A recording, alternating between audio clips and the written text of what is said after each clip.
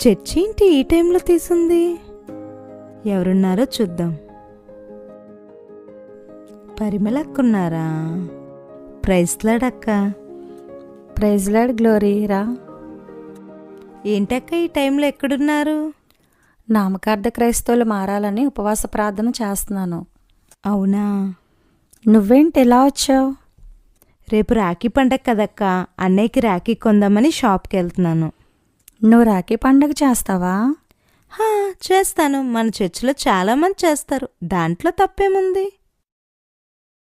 అసలు రాఖీకి మూలమేంటో తెలుసా నీకు?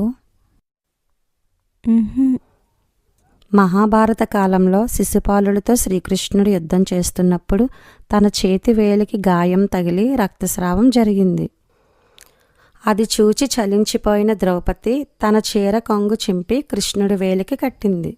ఆ ప్రేమకు కృతజ్ఞతగా శ్రీకృష్ణుడు తనను కాపాడతానని మాటిచ్చి ద్యోతాసభలో తన మాన సంరక్షణ చేశాడు. భవిష్య పురాణం ప్రకారం దేవదానవుల యుద్ధంలో ఇంద్రుడు ఓడిపోయే స్థితికి వెళ్ళినప్పుడు తన భార్య సచీదేవి పవిత్ర దారాన్ని ఇంద్రుడి చేతికి కట్టింది. ఆ బలంతో ఇంద్రుడు విజయం సాధించాడు. ఈ కథలను నువ్వు నమ్ముతావా? ఇందులో ఉన్నవారిని నువ్వు ఆరాధిస్తావా? లేదక్క, యేసుని తప్ప నేనెవరిని ఆరాధించను. యేసు బోధల్లో ఎక్కడైనా రాఖీ పండుగ చేసుకోమని చెప్పారా? అపోస్తులు ఎవరైనా చేశారా? క్రైస్తవులు ప్రత్యేకంగా బ్రతకాలి, అన్యజనుల మధ్య జ్యోతిగా ఉండాలి, కానీ వారితో కలిసిపోకూడదు.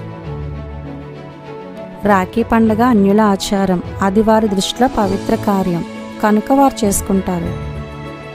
క్రైస్తవులు రాఖీ పండుగ చేసుకోకూడదు. ఇంత చెప్పాక కూడా రాఖీ పండుగ చేసుకుంటానంటే చర్చికి వెళ్ళడం మానే.